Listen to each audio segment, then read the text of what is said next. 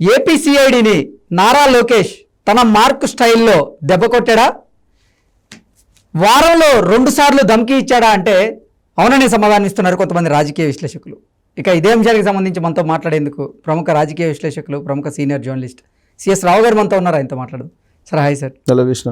Sir, ఏపీసీఐడికి నారా లోకేష్ తన స్టైల్లో దెబ్బ కొట్టాడు అని తన మార్క్ని ఏపీసీఐడి మీద అలా చూపించాడు అంటూ కూడా ఒక వార్త ఇప్పుడు సోషల్ మీడియాలో హల్చల్ చేస్తుంది. ఏంటి సార్ అసలు? సో ఏపీసీఐడికి ఈయన ధమ్కీ ఇచ్చారా లేదంటే ఏపీసీఐడి ఈయనకి ధమ్కీ ఇచ్చారా అనేది అర్థం కావట్లే. ఎందుకనంటే ఇప్పుడు ఆల్రెడీ ఈయన్ని ఇన్నర్ రింగ్ రోడ్ కేసులో ఏదో అరెస్ట్ చేయాలని చెప్పేసి ఏదో ప్రయత్నం చేస్తూ ఒక పిటిషన్ ఏసీబీ కోర్టులో వేశారు. విజయవాడ ఏసీబీ కోర్టులో ఏపీసీఐడి వాళ్ళు ఒక పిటిషన్ వేశారు అరెస్ట్ చేయాలని ఇన్నర్ రింగ్ రోడ్ కేసులో. ఆల్రెడీ ఇంతకుముందు ఫైబర్ నెట్ కేసులో ఉన్నారని చెప్పి ఒక కేసు వేశారు. అలాగే స్కిల్ డెవలప్మెంట్ కేసులో ఉన్నారని చెప్పి ఒక కేసు వేశారు. త్వరలో లొకేషన్ అరెస్ట్ చేయబోతున్నాం అని చెప్పేసి రకరకాల ప్రచారాలు చేశారు. ఏపీసీఐడి అరెస్ట్ చేయబోతుంది త్వరలో అని చెప్పి. చంద్రబాబు నాయుడు అరెస్ట్ చేసినప్పుడు అదే జైల్లో లొకేషన్ కూడా అరెస్ట్ చేస్తాం, అరెస్ట్ చేసి లోపల పెట్టే అవకాశాలు ఉన్నాయని చెప్పి రకరకాలు చెప్పారు. అయితే సీన్ కట్ చేస్తే లోకేష్ తన టాలెంట్ ఏంటి, తన రాజకీయపరమైన పరిణితి ఎంత ఉందని చెప్పి మనం విశ్లేషణ చేసుకుంటే కనుక చంద్రబాబు నాయుడు రిమాండ్కి వెళ్ళిన తర్వాత ఆయన చేసినటువంటి ప్రయత్నాలు కానీ ఆయన చేసినటువంటి యాక్టివిటీస్ని కానీ చూస్తుంటే డెఫినెట్గా ఒక సీనియర్ పొలిటీషియన్ వ్యవహరించారని చెప్పి మనం భావించడానికి అవకాశం ఉంది. ఎందుకంటే స్కిల్ డెవలప్మెంట్ కేసులో చంద్రబాబు నాయుడు అరెస్ట్ అయిన తర్వాత ఇమీడియట్గా ఢిల్లీ వెళ్ళి లోకేష్ ఢిల్లీలో నేషనల్ మీడియాలో ఫేస్ చేశారు. స్కిల్ డెవలప్మెంట్ కేసులో నిజాలేంటి అనేదాన్ని నేషనల్ లెవెల్లో బాగా ఎక్స్పోజ్ చేశారు. సో అర్నబ్ గోస్వామి లాంటి వాళ్ళని సీనియర్ జర్నలిస్ట్ని ఫేస్ చేయడం అంటే మామూలు విషయం కాదు. అలాంటి వాళ్ళతోటి ఫేస్ చేసి లోకేష్ మంచి ఇంటర్వ్యూలు ఇచ్చి అసలు స్కిల్ డెవలప్మెంట్లో ఏమీ లేదు, అనవసరమైనటువంటి కేసును బనాయించారు చంద్రబాబు నాయుడు మీద అనేది ఎలివేట్ చేశారు దేశవ్యాప్తంగా కూడా. ఎలాగో రాష్ట్రంలో ఎలాగో అది ఎలివేట్ అవుతుంది, ఎందుకంటే లోకల్ మీడియా ఉంటుంది కాబట్టి లోకల్ మీడియా దీంట్లో వాస్తవాలు ఏంటి అనేది బయటపెడుతుంది.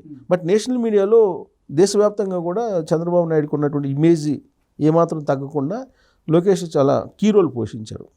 ఆ తర్వాత అసలు లోకేష్ని అరెస్ట్ చేస్తున్నామని చెప్పేసి వాళ్ళు ఏపీసీఐడి రకరకాలుగా చెప్పడం జరిగింది. ఆ సందర్భంగా ఢిల్లీ కూడా వెళ్ళారు. ఏపీసీఐడి ఢిల్లీకి కూడా వెళ్ళి ఆయనకు నోటీసులు కూడా ఇచ్చి రావడం జరిగింది. ఆ సందర్భంగా వాళ్ళని కూర్చోబెట్టి కాఫీలు ఇచ్చి పంపించారు. అది పెద్ద న్యూస్ అయింది.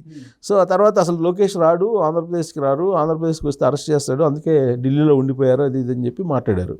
సరే, సీన్ కట్ చేస్తే ఆయన ఆంధ్రప్రదేశ్ వచ్చారు. ఆంధ్రప్రదేశ్ వచ్చి ఆయన పాదయాత్ర చేశారు. పాదయాత్ర చేసి విజయోత్సవ సభ కూడా జరుపుకున్నారు. ఇదంతా జరుగుతున్నటువంటి క్రమంలో ఈ కేసుకు సంబంధించి ఫైబర్ నెట్ కేసుకు సంబంధించి కానీ లేదంటే ఇన్నర్ రింగ్ రోడ్ కేసుకు సంబంధించి కానీ దోషులను ఎవరైతే ఉన్నారో నిందితులు వాళ్ళని ఈయనేదో మ్యానిపులేట్ చేస్తున్నారు, సో వాళ్ళ చేత వాళ్ళని బ్లాక్మెయిల్ చేస్తున్నారు అనేది ఒకటి. ఇంకోటి ఏంటంటే రెడ్ డైరీ అనేది విజయోత్సవ సభలో రెడ్ డైరీ అనే ఒకదాన్ని చంద్రబాబు నాయుడుకి అందజేశారు. చంద్రబాబు నాయుడుకి అందజేసిన సందర్భంగా ఆ రెడ్ డైరీలో ఎవరెవరి పేర్లు ఉన్నాయి అనేది ఒక పెద్ద చర్చ నడిచింది. ఆ రెడ్ డైరీలో ఉండేటువంటి పేర్లు ఎవరి ఉంటాయి? సహజంగా ఏపీసీఐడికి సంబంధించినటువంటి వాళ్ళు ప్రధానంగా ఉంటాయి, డెఫినెట్గా ఉంటాయి కదా. అలాగే జిల్లాలకు సంబంధించిన కానిస్టేబుల్ నుంచి రకరకాల క్యాడర్లో ఎవరైతే తెలుగుదేశం పార్టీ కార్యకర్తలు కానీ తెలుగుదేశం పార్టీ లీడర్లు కానీ ఇబ్బందులు పెట్టారో, చట్టానికి విరుద్ధంగా ఇబ్బందులు పెట్టారో వాళ్ళందరి పేర్లు సహజంగా ఉంటాయి. దాంతోపాటు ఏపీసీఐడికి సంబంధించిన సునీల్ది కానీ లేదంటే సంజయ్ది కానీ వీళ్ళది కూడా సహజంగా ఉంటాయి. సో కాబట్టి దాన్ని బేస్ చేసుకొని ఆ రెడ్ డైరీని బేస్ చేసుకొని లోకేష్ బ్లాక్మెయిల్ చేస్తున్నాడు. లోకేష్ మేము అధికారంలోకి వస్తే మీ అంత చూస్తామని చెప్పేసి మమ్మల్ని బెదిరిస్తున్నారు. బెదిరించి ఆయన కొన్ని సాక్ష్యాలను కూడా కేసులు కూడా తప్పుదావ పట్టించే అవకాశం ఉంది. కాబట్టి లోకేష్ని మేము అరెస్ట్ చేస్తామని చెప్పి ఒక పిటిషన్ వేశారు మన ఏసీబీ కోర్టులో. సో ఆ పిటిషన్ అంటే పెండింగ్లో ఉంది. సో ఆ పిటిషన్ మీద ఏం చేస్తారంటే అసలు తీసుకోవాలన్నా, దీంట్లో అసలు శానిటీ ఉందా, తీసుకునేటువంటి శానిటీ ఉందా లేదనేది ఏసీబీ కోర్టు పరిశీలిస్తుంది. సో దాంతో ఒక ధమ్కీ ఇచ్చారు. అంటే అసలు శానిటీ ఉందా, తీసుకునేదానికి లేదా అనేది. ఆ రెడ్ డైరీలో పేర్లు ఉన్నాయి కాబట్టి దాన్ని బేస్ చేసుకుని విచారణకి అసలు చేయాలా లేదా అనే దాని మీద ఇప్పుడు చర్చ జరుగుతుంది. సో అదొక ధమ్కీ సిఐడి వాళ్ళకి. సో ఇంకోటి ఏంటంటే ఇప్పుడు ఎన్ఆర్ఐ ఉన్నాడు కదా, ఎన్ఆర్ఐ అరెస్ట్ అయ్యారు. ఎన్ఆర్ఐ అరెస్ట్ అయ్యారు. అరెస్ట్ అయినటువంటి సందర్భంగా ఆయన్ని ఎన్ఆర్ఐ ఆల్రెడీ అమెరికాలో ఉంటూ వైఎస్ఆర్ కాంగ్రెస్ పార్టీ ప్రభుత్వానికి జగన్మోహన్ రెడ్డి ప్రభుత్వానికి వ్యతిరేకంగా పోస్టులు పెడుతున్నారనేది చాలా కాలం నుంచి చెబుతూ ఉన్నారు. దాన్ని ఎప్పటికప్పుడు ఐడెంటిఫై చేస్తూ ఆయన మీద ఏదో సుమోటోగా ఒక కేసు కూడా బుక్ చేశారు. ఓకే, బుక్ చేసినటువంటి సందర్భంగా ఎప్పటి కేసో అది. ఏపీసీఐడి వాళ్ళు ఏంటి, అతను అమెరికా నుంచి వచ్చినటువంటి విషయాన్ని ఎలా తెలుసుకున్నారో కానీ శంషాబాద్ ఎయిర్పోర్ట్లో దిగంగానే అతను అరెస్ట్ చేశారు. అంటే ఇక్కడ కొన్ని అనుమానాలు ఉన్నాయి. మొన్నటి వరకు ఏమనుకున్నామంటే రేవంత్ రెడ్డి ముఖ్యమంత్రి అయిన తర్వాత తెలంగాణ పోలీసులు ఆంధ్రప్రదేశ్ పోలీసుని ఎంటర్ కానివ్వరు, ఎంటర్ అయ్యే అవకాశం లేదు, కాబట్టి ఇక నుంచి తెలుగుదేశం పార్టీ వాళ్ళు ఫ్రీగా తెలంగాణలో ఉండొచ్చు అనేది ఒకటి. అంతకుముందు ఏంటంటే జగన్మోహన్ రెడ్డి అలాగే కేసీఆర్ ఇద్దరు ఒకటే కాబట్టి తెలంగాణ ఆంధ్ర పోలీసులు ఒకటయ్యి ఇప్పుడు రఘురామకృష్ణరాజు లాంటి వాళ్ళని అరెస్ట్ చేయించారు. అలాంటి పరిణామాలు ఈసారి ఉండకపోవచ్చు అని చెప్పి అనుకున్నారు. కానీ ఇప్పుడు ఎన్ఆర్ఐ యష్ని అరెస్ట్ చేసిన తర్వాత తెలంగాణ పోలీసులు ఇప్పటికి కూడా సహకారం అందిస్తున్నారు ఆంధ్రప్రదేశ్ పోలీసులకి అనేది అర్థమవుతుంది. ఎందుకంటే తెలంగాణ పోలీసులు తెలియకుండా శంషాబాద్ ఎయిర్పోర్ట్లో ఎలా అదుపులోకి తీసుకుంటారు ఎన్ఆర్ఐ యష్ని. ప్లస్ లుకౌట్ నోటీసు ఒకటి ఇవ్వడం జరిగింది. బట్ లుకౌట్ నోటీసు ఇచ్చినందువలన తెలంగాణ పోలీసులకి అనుమతి లేకుండా ఎయిర్పోర్ట్ నుంచి తీసుకెళ్లారా అనేది కూడా ఒకటి. అంటే తెలంగాణ పోలీసుల సంబంధం లేకుండా లుకౌట్ నోటీస్ ఉన్నప్పుడు ఎయిర్పోర్ట్లో పరిధిలో కాదు కాబట్టి ఎయిర్పోర్ట్ పరిధిలో తీసుకెళ్ళచ్చు అనుకుంటున్నా నేను.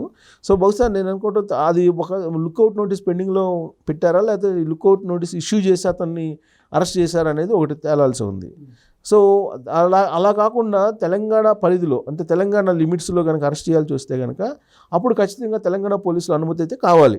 ఎయిర్పోర్ట్ పరిధిలో నేను అనుకుంటా నేషనల్ సెక్యూరిటీ ఉంటుంది అనుకుంటా, వాళ్ళది కావాలి. లుకౌట్ నోటీస్ ఉంది కాబట్టి వాళ్ళ అభ్యంతరం చెప్పకపోయి ఉండొచ్చు నేను అనుకోవటం.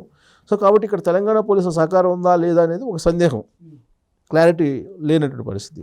సో ఇక యష్ను అరెస్ట్ చేసిన తర్వాత లోకేష్ చాలా క్లియర్గా ట్వీట్ చేశారు. ట్వీట్ చేసి ఇంకుండేది 100 రోజులు జగన్మోహన్ రెడ్డికి, ఈ 100 రోజులైనా కరెక్ట్గా ఉండు. సో ఎన్ఆర్ఐ వచ్చి శంషాబాద్లు దిగంగానే ఏపీసీఐడిపై అరెస్ట్ చేయటం ఏంటి అని చెప్పి చాలా సీరియస్గా రియాక్ట్ అయ్యారు. ఇమీడియట్గా కోర్టులో వేయటం జరిగింది పిటిషన్ వేయగానే అతనికి కోర్టులో పిటిషన్ వేశారు. తర్వాత ఆయనకి విడుదల చేశారు కూడా, వెంటనే విడుదల చేయటం జరిగింది కూడా. సో ఇది కూడా ఏపీసీఐడికి వెంటనే విడుదల చేసేటువంటి పరిస్థితులు లోకేష్ తీసుకొచ్చాడు.